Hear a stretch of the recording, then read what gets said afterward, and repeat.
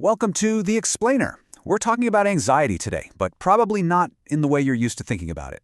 We're going to dive into what happens when your brain's amazing prediction machine, well, glitches. All right, so to kick things off, let's start with a puzzle. It's a bit of a paradox, actually, about how our brains deal with stress and the anticipation of pain. Okay, put yourself in this situation. You're part of some experiment, and you know you're about to get a little electric shock. Not fun, right? But the real question is, which of these two setups would stress you out more? So, common sense would say the certain pain is worse, right? I mean, a 100% chance of a shock sounds pretty terrible. But, and this is where it gets fascinating, science shows our brains actually feel the complete opposite. So, check this out. A study at University College London actually measured people's physical stress. Things like how much they were sweating, their pupils dilating, and what they found was wild. Stress levels went through the roof. They peaked when the chance of a shock was 50-50. It's actually less stressful to know for sure that pain is coming than to be stuck in that maybe zone. And this quote from George Lowenstein just nails it. It's not the pain itself, but the information that you might feel pain, that's the real source of misery. It's that waiting game, that dread of the unknown. So, why on earth are we wired this way? Well, to figure that out, we have to look at the brain's number one job.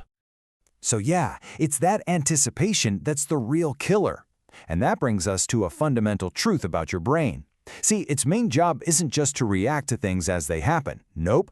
Its main job is to predict what's going to happen next. And this idea is surprisingly old. It goes way back to a 19th century scientist named Hermann von Helmholtz. He basically figured out that our brains aren't passive observers. They're actively building a model of the world, constantly running simulations and making these little bets on what's coming next. The modern name for this whole framework is predictive coding.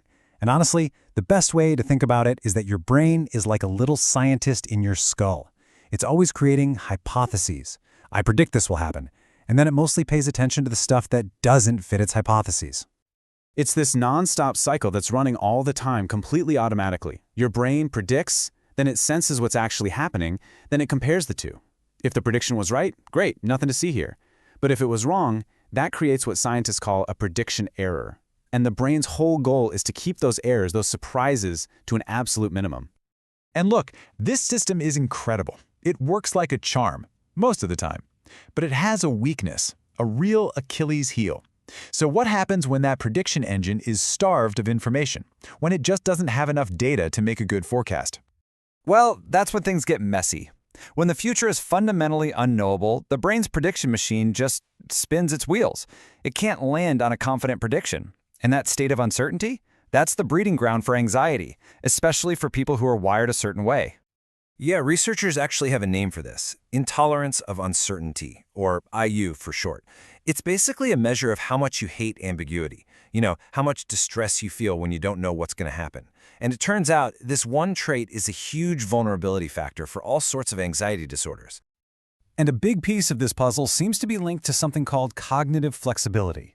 Now, that's just a fancy way of saying how good your brain is at switching gears, letting go of one idea and grabbing onto another. When that flexibility is low, the brain tends to get stuck, like a record skipping on one single, usually negative possibility. And this chart right here, it shows this connection perfectly. It's from a study where people did a card sorting game.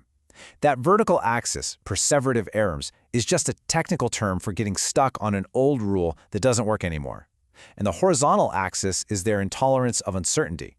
And look at that line, it's so clear. The more people's thinking gets stuck, the less they can handle not knowing what's next. Okay, so let's pull this together. We've got a brain that hates uncertainty, and that can get stuck on negative ideas. This isn't just a collection of interesting facts. Scientists have actually built a formal model to explain how this all adds up to anxiety.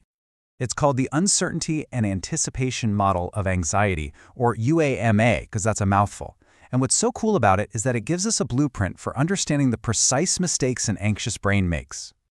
Okay, so here's the absolute key takeaway from the USCMA model.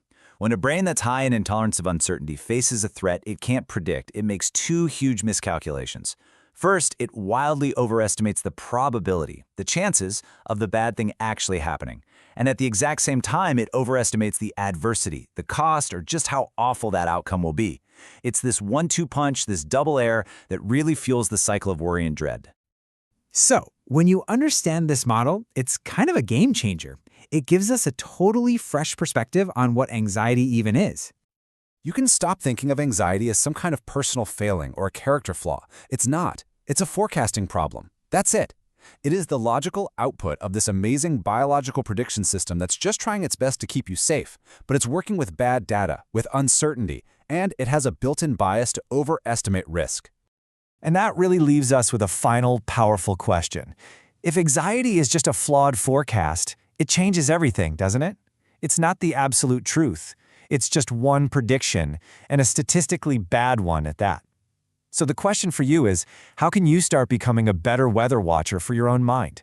How can you learn to spot the bad math and maybe, just maybe, not believe every forecast it gives you?